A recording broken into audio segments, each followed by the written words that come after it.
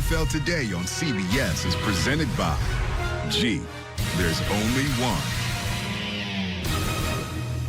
And welcome back to the NFL Today. And now Amazon takes you out to the sights and sounds of the game between the Panthers and the Falcons. Let's send you out to Atlanta with our announcers, Ian Eagle, Charles Davis, and Evan Washburn. JB Mercedes-Benz Stadium, the site for Week 18 regular season finale. A week ago, the Falcons controlled their playoff fate, but a tough overtime loss to the Commanders changed all that.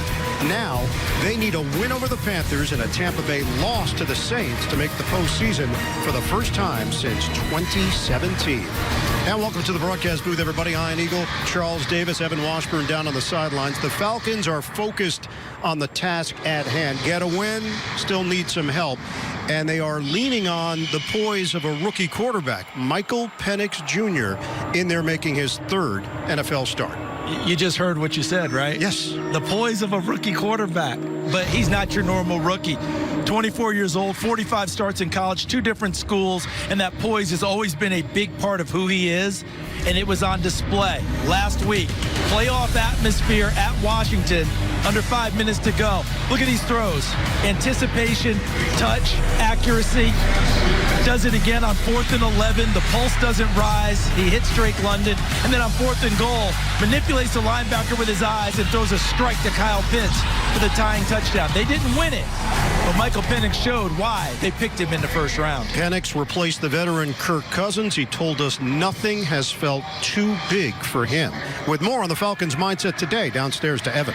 Yeah, and often a staple here in Week 18, how to handle scoreboard watching when a portion of your playoff destiny is determined by the outcome of another game. Well, Raheem Morris described it to us as the ultimate test of mental toughness. He wants his guys to embrace the circumstances and just worry about getting to 9-8. As for in-stadium here, they will put up that Saints-Bucs score, but only if the Saints are leading or it's close down the stretch, and it's more for the fans than players and coaches. And Evan, injury update. They'll have to do it today without wide receiver Darnell Mooney, one of the top targets for the Falcons. He is inactive because of a shoulder injury.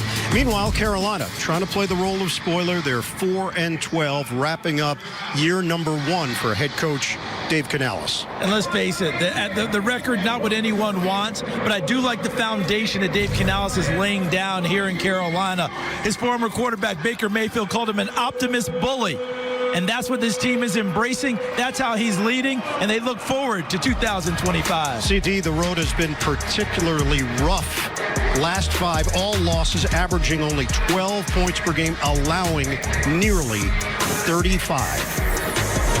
It is the Panthers and the Falcons' 60th all-time meeting between these two franchises. Much more still to come from Atlanta. The NFL on CBS, wrapping up the regular season.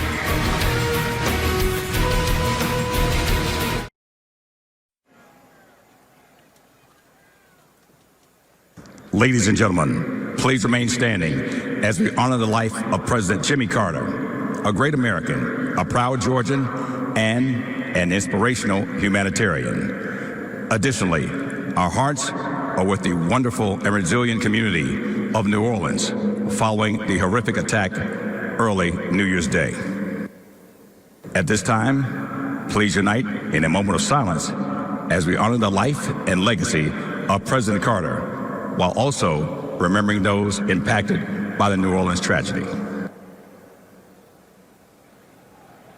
Thank you. And now, to honor America and perform our national anthem, joined by anthem signer is Laurie Anderson Aitchen. Please welcome the Castellanos.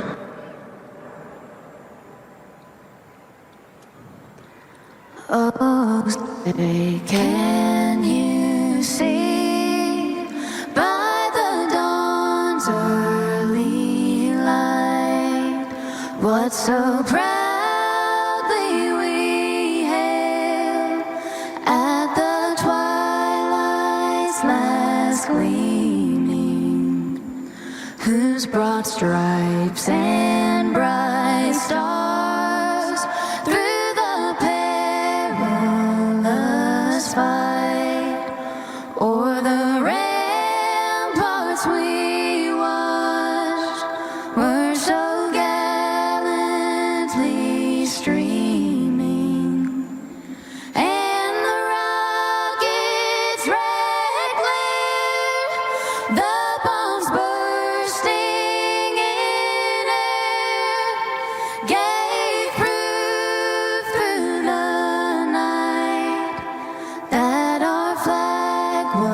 is still there. Oh, say does that star-spangled banner yet wave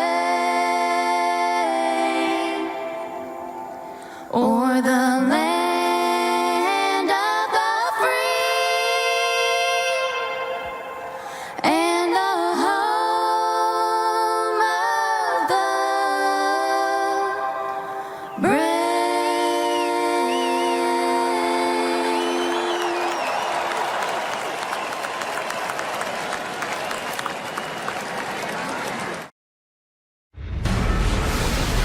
CBS Sports welcomes you to the following presentation of the National Football League.